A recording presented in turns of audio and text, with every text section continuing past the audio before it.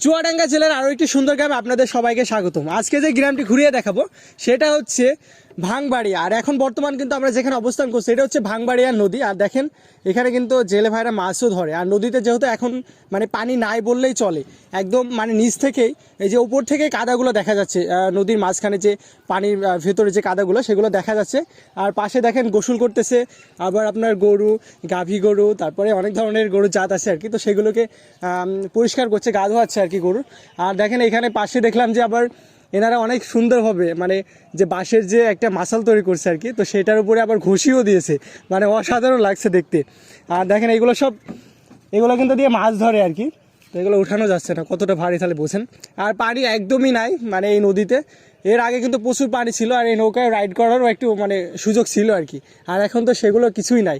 আর আমার পিছে যে ব্রিজটা দেখতে পাচ্ছেন, মূলত এখানে হচ্ছে ঈদের প্রথম দিন থেকে শুরু করে পঞ্চম ডে পর্যন্ত সকলেই কিন্তু শুধুমাত্র ব্রিজ দেখতে আসছে, কিছু নাই তো দেখার মতো আমাদের এলাকাতে, যার কারণে সবাই এখানে আসছে। আর পাশে দেখলাম যে মেলাও বসছে, অনেক খাবারের আইটেম। আর আজকেও দেখতেছি যে আছে খাবারের আইটেম আর কি।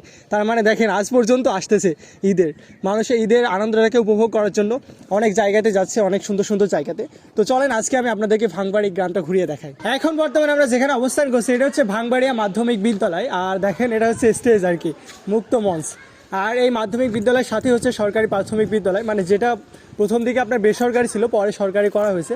আর ভাঙবাড়িতে প্রায় আপনার 2 থেকে 3টা সরকারি প্রাথমিক বিদ্যালয় আছে শুধুমাত্র। জাস্ট চিন্তা করেন, যেহেতু গ্রামটা আসলে অত্যন্ত বড় আর কি এই গ্রামটা। আর দেখেন অনেক মেহগুনের পাতা এগুলো পড়ছে, আর অনেকে দেখতেছে এগুলো গুছাই নিয়ে যাচ্ছে আর কি, এগুলো দিয়ে জাল দিবে আর কি, গ্রামের মানুষ যা করে আর। আর দেখেন বিশাল বড় ফিল্ড, এখানে কিন্তু অনেকেই খেলা খেলতে আসে।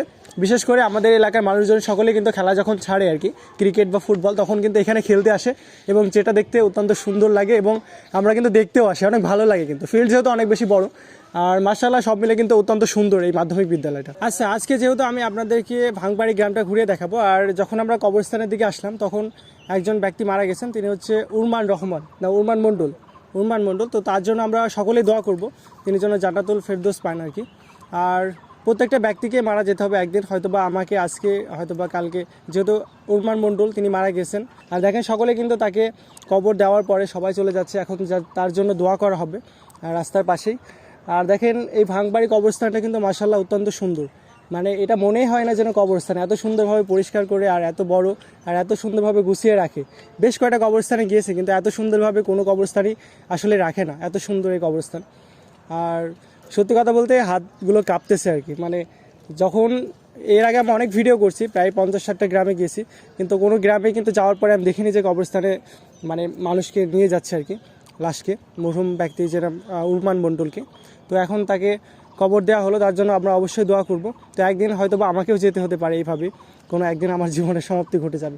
তো সকলের জন্য আমরা দোয়া করব, সবাইকে ক্ষমা করে দেবো যারা এই গ্রামের আছেন। অনেকে ভিডিও দেখবেন, যদি উরমান মণ্ডল আপনাদের কোনো আপনার খারাপ আচরণ করে থাকে বা কোনো কিছুতে করে থাকে, আপনি অবশ্যই ক্ষমা করে দেবেন, কারণ আপনি যদি মাফ করে দেন অবশ্যই আপনি মাফ পাবেন মহান আল্লাহ তাআলার কাছে। আচ্ছা, এখন বর্তমানে আমরা যেখানে অবস্থান করছি এটা হচ্ছে ভাঙবাড়িয়া কিন্তু ঈদগাহ ময়দান। আর সবাইকে ঈদ মোবারক। এখনও কিন্তু ঈদের যে আনন্দটা সেটা কিন্তু আমাদের মধ্যে থেকে যায়নি এখনও, যেহেতু ঈদের 5 দিন মতো হয়েছে আর কি, 5 থেকে 6 দিন। আর দেখেন আমার পিছে যেটা দেখতে পাচ্ছেন এটা হচ্ছে মিনার আর কি, আর মিনারটা একটু রং করছে, যার কারণে মাশাআল্লাহ অনেক সুন্দর লাগছে। আর এখানে লেখাই আছে ঈদ মোবারক। তো আমার হাতে দেখতে পাচ্ছেন মোজো। আপনি যদি ফিলিস্তিনদের মানে ডোনেট করতে চান কি 1 টাকা বা 2 টাকা এরকম করে আর কি, এখানে দেখেন, এখানে যদি আপনি স্ক্যান করেন এটা, তাহলে কিন্তু 1 টাকা ডোনেট হয়ে যাবে যদি আপনি মোজো কেনেন আর কি।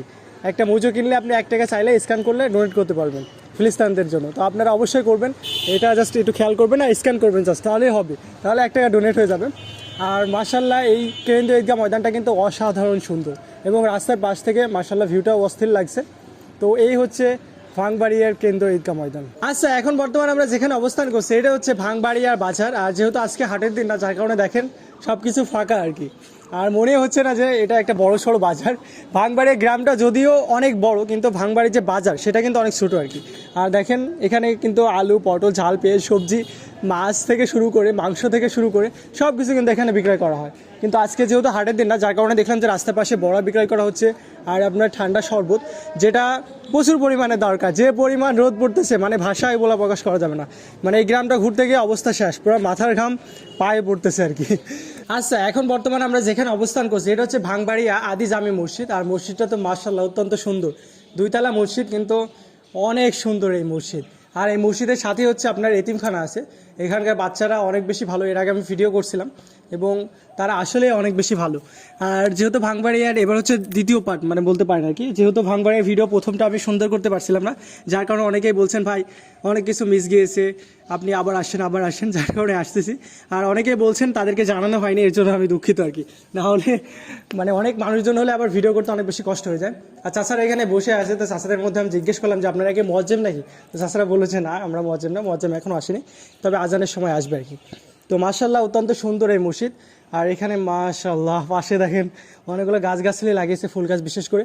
তো ফুল গাছ হচ্ছে আমাদের মসজিদ বা বাড়ি যে কোনো জায়গার সৌন্দর্য বাড়িয়ে তোলে এই ফুল গাছ। সত্যি কথা বলতে মাঠে আসার পরে একটু ভালো লাগলো, এখানে বাতাসও বইছে এবং ভালো লাগছে।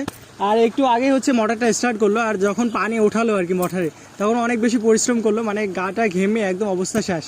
অনেক পরিশ্রমের পরে দেখেন জাস্ট এখন পানি উঠতেছে। আর এই যে ড্রেন দিয়ে যখন পানিটা যায় না তখন দেখতে কিন্তু অনেক বেশি ভালো লাগে।